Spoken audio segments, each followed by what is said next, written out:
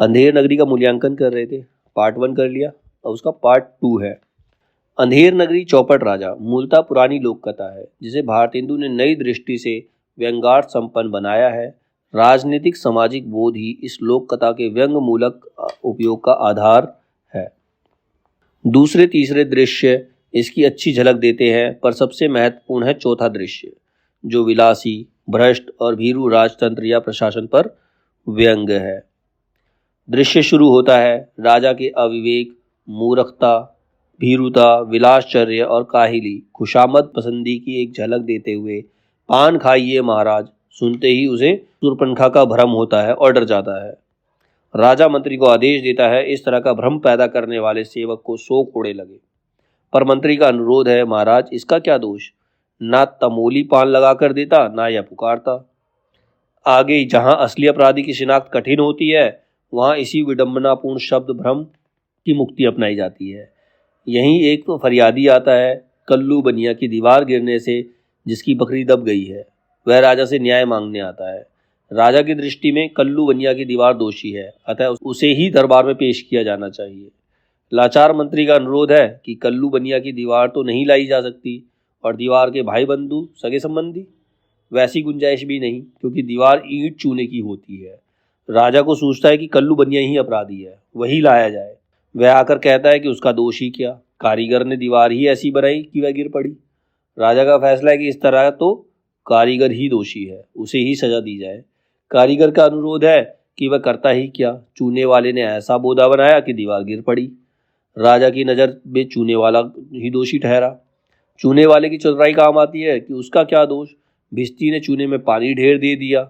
चूने वाला तो राजा के लिए चुन्नी लाल हो जाता है और उसे छोड़कर भिश्ती बुलाया जाता है। भिश्ती बात बनाता है कि कसाई ने मशक इतनी बड़ी बना दी कि ज़्यादा पानी आ गया। लाया गया कसाई, उसने कहा कि उसका क्या दोष, गडेरिया ने टके पर ऐसी बड़ी भेड़ मेरे हाथ बेची कि उसकी मशक बड़ी बन गई। टके पर यह व्यंग पहले ही प्रसंगों से जुड़ता है। अब गडेरिया लाया जाता है जिसका कहना है कि उसका कसूर नहीं, वह तो कोतवाल साहब की सवारी देखने लगा और छोटी बड़ी भेड़ का ख्याल ही नहीं कर पाया। जवाब तलब किया जाए कि कोतवाल से कि उसने इतनी धूम से अपनी सवारी क्यों निकाली। कोतवाल ने अनुरोध किया कि वह क्या करता, उसे तो शहर के इंतजाम के लिए जाना था। मंत्री डरा कि कोतवाल तक बात आ गई, कोई और अनर्थ ना हो जाए कि सारा शहर ही फूंक दिया जाए या सबको फांसी दे दी जाए। मंत्री ने भी दोहरा कर पूछा कि सवारी निकाली, पर धूम से क्यों निकाली। राजा को इशारा मिला, उसने अंततः कोतवाल को ही फांसी की सजा दी। यह ढंग मूलतः लोक कथा का है, जिसमें एक बात पर दूसरी बात निकलती है और यह क्रम दूर तक चलता है, रोचकता के लिए, कुतूहल के लिए, मतलब एक्साइटमेंट के लिए। इसमें यहाँ तो राजा का अनिर्णय, राजा का अविवेक और न्याय व्यवस्था की विसंगति बताने के लिए। अब भी हमारे यहाँ घटना की सच्चाई के आधार पर न्याय व्यवस्था फैसले नहीं देती, घटनाओं को प्रस्तुत करने की तर्क शक्ति पर देती है। कोर्ट में ऐसा ही चलता है, जो सही बात पर उस पर बहस नहीं होती। लेवी प्राण लेवी में भारतेंदु कहते हैं, वाह दरबार क्या था, जैसे कठपुतली का तमाशा। पांचवें दृश्य में जंगल की मौज मनाता हुआ गोवर्धन दास अंधेर नगरी के गुण गाता जाता है।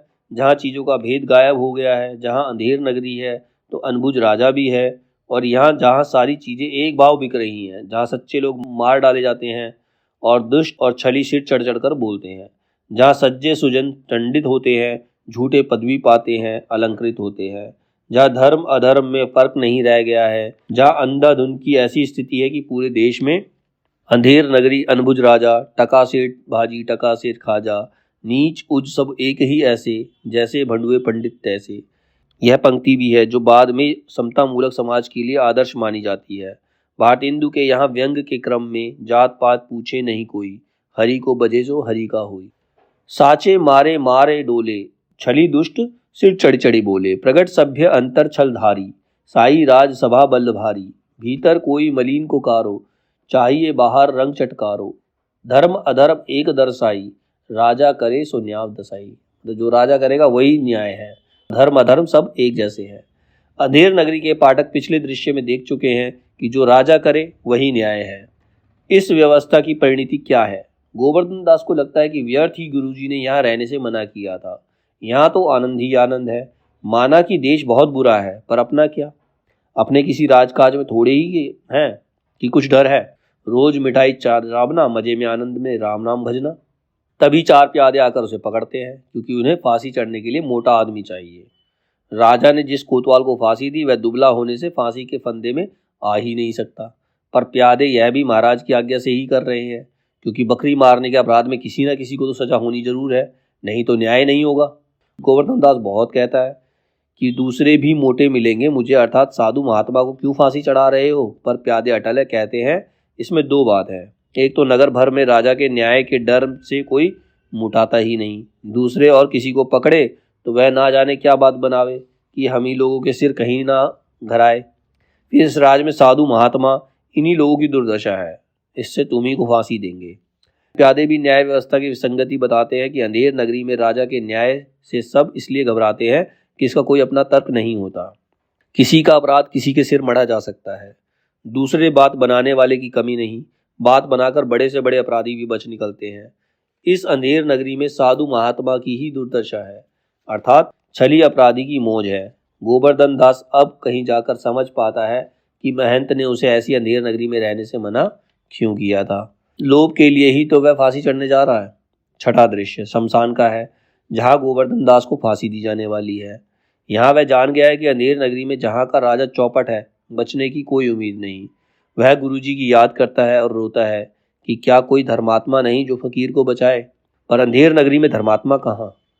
आखिर नाटकीय मोड़ पर ही प्रकट होते हैं उनके गुरु महंत और महंत के सेवक नारायण दास। गोवर्धन दास का संकट समझकर गुरुजी एक खास युक्ति का इस्तेमाल करते हैं। वे शिष्य गोवर्धन दास के कान में कुछ कहते हैं जो इसी सोची हुई युक्ति के अनुरूप है कि जहाँ लोभ का वर्चस्व है वहाँ स्वर्ग जाने के प्रलोभन से कोई भी फांसी चढ़ने के लिए राजी हो और गोवर्धन दास की जान बच सकती है। जहाँ बात बनाने का ही सब खेल है, वहाँ गुरु को भी आखिर यही ढंग अपनाना पड़ता है। गोवर्धन दास जिद करने लगता है कि वह अभी फांसी चढ़ेगा। गुरु महंत का कहना है कि उन्हें ही फांसी चढ़नी दिया जाए। राजा, मंत्री, कोतवाल या सिपाहियों में से किसी की समझ में नहीं आता कि माजरा क्या है। महंत से पूछा जाता है कि आखिर क्यों वे फांसी चढ़ना चाहते हैं। महंत को बताना पड़ता है कि अच्छी साइट के चलते, क्योंकि यही समय है जब मरने वाला सीधे स्वर्ग जाएगा। पहले प्रलोभन का शिकार होता है कोतवाल, क्योंकि उसी के चलते दीवार गिरी थी। फिर राजा भी प्रलोभन का शिकार होता है, क्योंकि अगर वही फांसी चढ़ना चाहता है तो फिर उसे कौन रोक सकता है। महंत की टिप्पणी है, जहाँ न धर्म न बुद्धि, नहीं नीति न सुजान समाज, ते ऐसे ही आप हुई नशे जैसे चौपट राज। जहाँ धर्म बुद्धि नीति वगैरह कुछ नहीं है, उसका राज ऐसा ही रहेगा। इसी अंत को ध्यान में रखते हुए रामविलास शर्मा ने लिखा है, अंधेर नगरी चौपट राजा। अंग्रेजी राज की अंधेर गर्दी की आलोचना ही नहीं, वह इस अंधेर गर्दी को खत्म करने की भारतीय जनता की प्रबल इच्छा भी प्रकट करता है। अंधेर नगरी की नाटकीयता में बहुत सहायक है बोलचाल की भंगिमाओं से सजीव हिंदी का वह टकसाली गद्य, जो भारतेंदु की ही नहीं भारतेंदु युग के लेखकों की स्वाभाविक प्रवृत्ति है। रामविलास शर्मा की दृष्टि में वह अवध और ब्रज की धरती के बहुत ही नज़दीक है। धूल भरे हीरे की तरह वह गद्य स्थानीयता के भीतर दमकता है। भारतेंदु ने इस हसमुख गद्य की ओर पिछले दिनों हिंदी के कई लेखकों ने ध्यान आकृष्ट किया है। अंधेर नगरी में लोभ, अंधविश्वास, अन्याय और अनाचार्य की हास्यवाद व्यंग्यपूर्ण परिणति दिखाते हुए भारतेंदु बहुत कुछ कहना चाहते हैं, जिसे महज दृष्टांत कहना अप्राप्त है। भोग विलास में लिप्त राजा को अपनी ही मूर्खता से फांसी चढ़ते देखकर भारतेंदु पाठकों को बताना चाहते हैं कि अंग्रेजी राज और उसके पोषक सामंतों का अंत निकट है। अपने राजनीतिक अर्थ के लिए भी अंधेर नगरी महत्वपूर्ण कृति है, जिसकी सार्थकता समय के साथ बढ़ती जाती है। भारतेंदु का हास्य व्यंग सामाजिक राजनीतिक चेतना से संपृक्त होने के कारण ही ऐसी महत्वपूर्ण कृति को रूप में ला पाया। ब्रजरत्न दास ने अंधेर नगरी को तीव्र गति से चलने वाला तीक्ष्ण कथानक पर विचार करते हुए इंशा के एक शेर का हवाला दिया है, ना होगा राज में हर बोंग के लेकिन कहीं हजरत सलामत आपके इंसाफ का जोड़ा। और बताया है कि किसी मूर्ख बहुल गांव में राजा के रूप में हरबोंग की चर्चा थी, जिसके तर्कहीन न्याय के उदाहरण दिए जाते थे। भारतेंदु ऐसी कहानियों से परिचित थे, इसीलिए उनके नाटक यथार्थित उपयोग में दिलचस्पी थी।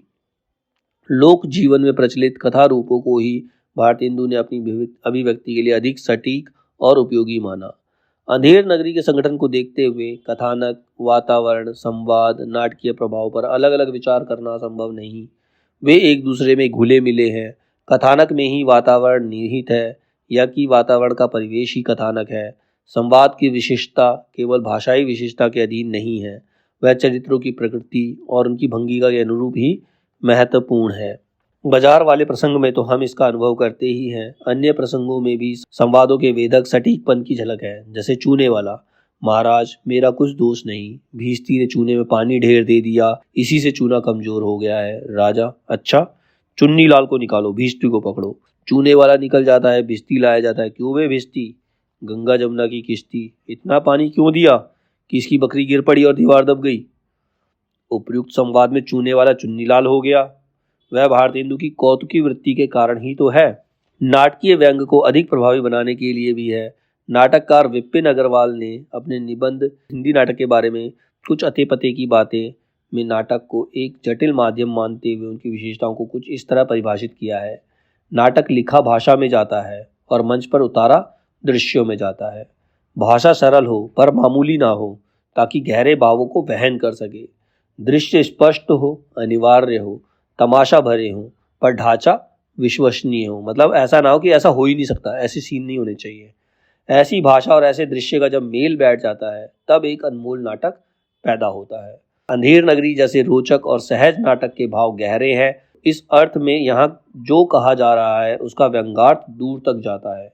राजा की असंगत और व्यर्थ प्रतीत होती व्यवस्था अपने में अंग्रेजी साम्राज्यवाद का भी गहरा व्यंग छिपाए हुए है। तभी आलोचक यह निष्कर्ष निकालते हैं कि अंधेर नगरी अंग्रेज राज का ही दूसरा नाम है। अंधेर नगरी के संवाद व्यंग्यपूर्ण और अभिप्राय मूलक हैं। अंधेर नगरी का समूचा प्रकरण तमाशा जैसा ही है, क्योंकि अंधेर नगरी की अंधेर गर्दी जिस हास्यास्पद परिणति का तक दिखाई गई है, वह कल्पनीय और अविश्वसनीय होते हुए भी यथार्थ के निकट है, उसको सच माना जा सकता है। राजा का अपनी ऐसी मूर्खता से फांसी चढ़ जाना एक तरह की अतिरंजना है। लोक कथाएं अक्सर ऐसी अंतरंजना का सहारा लेती है, पर वे इसी बल पर लोकमानस में आसानी से बैठ जाती हैं, मतलब लोगों के दिमाग में बैठ जाती है, क्योंकि यथार्थ की मूल भावना के निकट होती है। अंधेर नगरी के संवाद और संवादों की भाषा इसलिए ध्यान आकृष्ट करने में सक्षम है कि वह एक साथ कौतुक और यथार्थ को कसे हुए, तो उसमें सच्चाई है और दूसरा उसमें एक्साइटमेंट भी है, कौतुक भी है, पर बोलचाल के मुहावरे में विन्यस्त है। जैसे विपिन अग्रवाल निरी साहित्य भाषा का आतंक कहते हैं, वह भारतेंदु के लिए समस्या नहीं थी। लिखित भाषा और बोलचाल की भाषा का भेद भारतेंदु के यहाँ नहीं है, यही उनकी ताकत है। शब्द, हरकत और दृश्य में अभिन्नता ही भारतेंदु की नाट्य भाषा के रोचक और जीवंत बनाती है। भाषा का मामूलीपन ही यहाँ साहित्यिक अर्थ और मूल्य प्राप्त करता है। भुवनेश्वर पर लिखते हुए विपिन अग्रवाल ने लिखा है, यथार्थ के बीच हास्य, व्यंग, उछल कूद और बेतुकेपन के अनोखे वातावरण की सृष्टि कर भुवनेश्वर सामयिक त्रासदी को और गहरा बना देते हैं। क्या भुवनेश्वर की जगह अंधेर नगरी के लेखक भारतेंदु हरिश्चंद्र का नाम रख देने से कुछ फर्क पड़ेगा? शायद नहीं। पाठक या दर्शक जिन दृश्यों को देखकर या पढ़कर उसे कॉमेडी या प्रहसन कहते हैं, वह वास्तविक जीवन में हमारे समय में जिस तरह ताकत और दम्भ के साथ दोहराए जा रहे हैं, उसे कॉमेडी या प्रहसन सामयिक त्रासदी ही जान पड़े हैं तो कोई आश्चर्य नहीं है। अपनी अंतर्वस्तु और अपने संगठन में रोचक विनोदपूर्ण होते हुए अंधेर नगरी की रचना में वह नया तत्व जुड़ गया है जिसे सामाजिक उद्देश्य कहते हैं। मतलब एक तरह से कॉमेडी है, लेकिन उसके अंदर एक सामाजिक उद्देश्य है, लोगों को जगाना है कि ऐसी जगह नहीं रहना चाहिए जहाँ पर लोगों के पास दिमाग ना हो, ठीक है, सब चीज एक ही तरह से चलती हो। तो सामाजिक उद्देश्य है ये कि लोगों को अंग्रेजी राज के खिलाफ जगाना, कि अंग्रेजी राज तो तुम्हें इतना अच्छा लग रहा है, तुम्हें सब कुछ बढ़िया बढ़िया लग रहा है, तो उतना अच्छा है नहीं, तुम्हारे लिए नुकसानदायक है। दूसरे शब्दों में एक प्रकार का मूल्य विवेक। अंधेर नगरी का नाटकीय प्रभाव इसी मूल्य विवेक से निर्धारित होता है। इस अर्थ में यह शुद्ध साहित्य की कोटि में नहीं आता है, हम इसको शुद्ध साहित्य नहीं कह सकते। स्वदेश्य रचे गए साहित्य की कोटि में आता है। मतलब स्वदेश्य मतलब एक उद्देश्य के साथ से ये नाटक रचा गया है, इस नाटक की रचना एक उद्देश्य के साथ की गई है, तो इसको स्वदेश्य रचे गए साहित्य की कोटि में रखा जाता है। नाटक अपनी प्रकृति में ही शुद्ध कला नहीं है, मिश्रित कला है। नाटक के अंदर अलग अलग तरीके के लिए कलाओं का इस्तेमाल होता है, इसीलिए ये एक मिश्रित कला होती है। लेखक, अभिनेता, निर्देशक और दर्शक सभी मिलजुल कर नाटक को पूर्णता देते हैं। अगर इनमें से कोई एक भी ना हो तो नाटक पूर्ण नहीं होता। कोई भी नाटक अगर चल रहा है उसके दर्शक ही नहीं होंगे तो नाटक कैसे होगा? सामने जो अभिनय कर रहा है उसको अभिनय करने का मन ही नहीं करेगा, उसे परफॉर्म करने का मन ही नहीं करेगा सामने अगर ऑडियंस नहीं है तो। एक टीचर है, वो अकेले बोर्ड पे कैसे पढ़ा सकता है जब तक सामने स्टूडेंट नहीं है? स्टूडेंट होंगे तो वो पढ़ा सकता है, ठीक है। तो वैसे ही नाटक में जब तक दर्शक नहीं होंगे तो नाटक पूर्ण नहीं हो सकता। उसके लिए निर्देशक भी चाहिए, एक्टर भी चाहिए, सब चाहिए उसके लिए, ठीक है। उसकी पूर्णता इसी चुनौती भरे मिश्रण में है। संगीत, नृत्य और अनेक कला रूपों का एक दूसरे में संक्रमण भी इस मिश्रित रूप की पहचान बनाता है। अंधेर नगरी इस अर्थ में संभावनापूर्ण नाटक है। अगर उसे प्रस्तुत करने वालों ने उसे अलग अलग रूपों में प्रस्तुत किया है, जैसे नौटंकी की शैली में या यक्षगान की शैली में, तो इसी मुक्त कौतुकी प्रकृति के कारण, मतलब अभी नाटक एक ही जगह नहीं हुआ, हर जगह पे अलग अलग तरीके से दिखाया। कहीं गीत के रूप में दिखा दिया, कहीं पर यक्षगान शैली मतलब गीत के रूप में ही, ठीक है, या नाटक के रूप में, नौटंकी के रूप में, अलग अलग रूपों में इसको दिखाया गया है। रंगस्थ खेल का यह रंग विधान में खेल के से अनुभव का दर्शन यदि भारतेंदु ने विकसित किया तो एक विशेष समय या परिवेश साक्षात से ही। भारतेंदु की नाट्य दृष्टि में संदेश और रंजकता के संतुलन का विवेक निहित है। मतलब रंजकता मतलब क्या होता है, लोगों को कितना अच्छा लग रहा है, लोगों को एंटरटेन कर रहा है या नहीं कर रहा, उसको बोलते हैं रंजकता, ठीक है। और एक संदेश भी है उसके अंदर, एक मैसेज भी है, ठीक है। अंधेर नगरी में नाटकीय तत्वों का अभाव देखने वाला एक ऐसा वर्ग रहा है जिसके लिए नाटक तत्व अर्थ वह बंधा बनाया ढांचा है। मतलब कुछ लोग नाटकों को एक बंधे बनाए ढांचे के रूप में जानते हैं, तो उनके लोगों के लिए जो अंधेर नगरी है वो एक पूर्ण नाटक नहीं है, ठीक है। उनको एक आदत है बंधे बनाए ढांचे को देखने की, जिसमें सब कुछ जैसे आरंभ, विकास, अंत पूर्व निर्धारित है और पूर्णता नियमबद्ध है, मतलब एक डिसिप्लिन में चल रहा है। ऐसा नाटकीय तत्वों से संगठित नाटक निर्जीव, निष्प्रभ होगा। जो एक ही फ्लो में चल रहा है, रूल्स से चल रहा है, पता है कि आगे क्या होने वाला है, तो वो एंटरटेन नहीं करेगा, वो निष्प्रभ होगा, मतलब उसका इतना असर नहीं होगा। यदि उसमें वास्तविक जीवन यथार्थ की झलक ना हो, और यदि जीवन यथार्थ ही महत्वपूर्ण है, तो बंधे बनाए ढांचे में फर्क जरूर आएगा। अगर उसमें जीवन का यथार्थ है तो उसका ढांचा वैसा नहीं हो सकता, जैसा मतलब पूरी जो स्क्रिप्ट है वो एक जैसी नहीं चल सकती, वो चेंज होगी। अगर वो सच्चाई से रिलेटेड है तो स्क्रिप्ट बदलेगी ही बदलेगी, ठीक है। हमारे समाज में अंतर विरोधों, विसंगतियों की सीधी झलक दिखाने के कारण ही अंधेर नगरी जैसा नाटक इतना लोकप्रिय हुआ कि उसके अनुकरण पर अति अंधेर नगरी या महा अंधेर नगरी जैसे नाटक लिखे जाने लगे। मतलब उसके ऊपर ही उसको आगे बढ़ाया गया, अति अंधेर नगरी, महा अंधेर नगरी, और नाटक बनाए गए उसके ऊपर। यह लोकप्रियता के सस्ते नुस्खे अपनाकर भारतेंदु को नहीं मिली। मतलब ये लोकप्रियता ऐसे नहीं मिली कि उन्होंने कोई सस्ते नुस्खे अपना दिए कि जो छोटी बड़ी चीज लिख दी। उन्होंने कॉमेडी लिखी, लेकिन कॉमेडी के अंदर मैसेज दिया, जीवन के यथार्थ को दर्शाया, तो इसीलिए वो लोकप्रिय हुए ना। तभी उनके आगे सीक्वेंस बने। जैसे आज की डेट में क्या होता है, कोई भी मूवी हिट होती है तो क्या आते हैं, उसके सीक्वल बनाने लग जाते हैं, उसके सीक्वल्स बनने लगते हैं, ठीक है। जैसे दबंग आई, फिर दबंग 2 आई, दबंग 3 आई, तो वो सीक्वल बनते हैं। इसी तरह से इस नाटक के भी सीक्वल बने, वो इतना लोकप्रिय हुआ। वास्तविक जीवन और सामाजिक परिवेश की समझ और क्रांतिकारी परिवर्तन की आकांक्षा ने ही भारतेंदु को बड़ी संख्या में पाठकों और दर्शकों तक पहुंचाया। नाटक में संदेश की ठीक ठीक भूमिका को समझने के लिए इस पर बल देना जरूरी है कि केवल वार्तालाप से नाटक संभव नहीं होता। नाटक संभव, सार्थक और प्रभावी होता है स्पष्ट दृश्यों के विधान से। मतलब जो दृश्य हो स्पष्ट हो, तो देख के लोगों को समझ आए कि ये दृश्य दिखाया ही क्यों गया है, ठीक है। नाटक के लिए दृश्य काव्य की संज्ञा सार्थक होती है स्पष्ट दृश्यों के विधान से। अंधेर नगरी को इस दृष्टि से स्पष्ट दृश्यों का नाटक कहा जा सकता है। जैसे बाजार, दरबार, फांसी के दृश्य इतने स्पष्ट और मूर्त हैं कि वे देर तक हमारे मन में टिके रहते हैं। उसको पढ़ के ही समझ आता है कि आगे सीन क्या चल रहा होगा, ठीक है, हम उसको विजुअलाइज कर सकते हैं।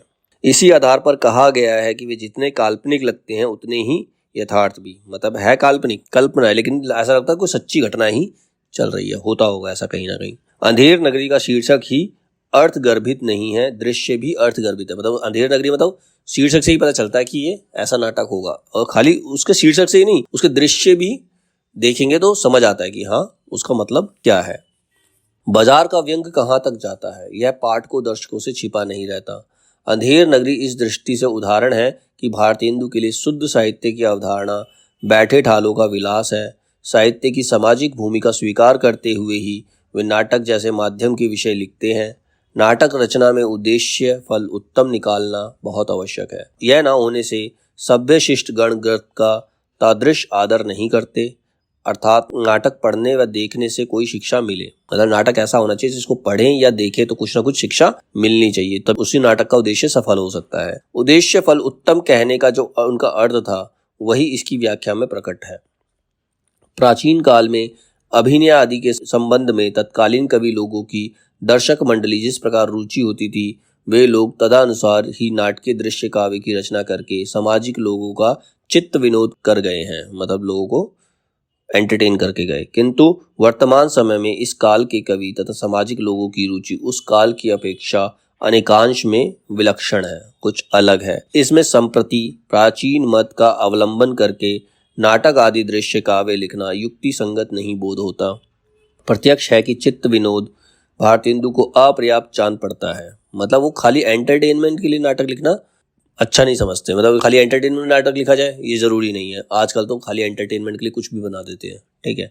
जीवन और साहित्य के विच्छेद को दूर करने में भारतेंदु के नाटक अपने समय में जितने सफल थे, आज भी उतने ही प्रासंगिक या सार्थक है। उनको कोई भी नाटक उठा के देख लो, आज के जीवन में भी ऐसा लगेगा कि हाँ ये बात सच है, ये बात होती है जीवन में, तो वो जीवन का सत्य दिखाते हैं। इसी दृष्टि में अंधेर नगरी की प्रासंगिकता को समयातीत कहा गया है। कहना ना होगा कि अपने युग की वास्तविकता के सम्यक संप्रति की ही किसी लेखक को आने वाले युगों के लिए प्रासंगिक या सार्थक बनाती है। जो समाज की यथार्थ को दिखाएगा वो हर समय में ही प्रासंगिक होगा। जैसे अंधेर नगरी आज की डेट में ही देख लो, कोर्ट में क्या है, कुछ नहीं है। कोर्ट में जाओगे, जिसके पास पैसा है वही केस जीतने वाला है, वहां कोई न्याय नहीं है। तो वो अंधेर नगरी ही चल रही है ना, अंधेर नगरी चल रही है। अभी तुम्हारे साथ कुछ गलत हो जाए, तुम पुलिस स्टेशन चले जाओ, वो रिपोर्ट तक लिखने के लिए तैयार नहीं होते। क्या है, अंधेर नगरी है। तो आज भी अगर उस नाटक को उठा के देख लोगे तो प्रासंगिक ही लगेगा।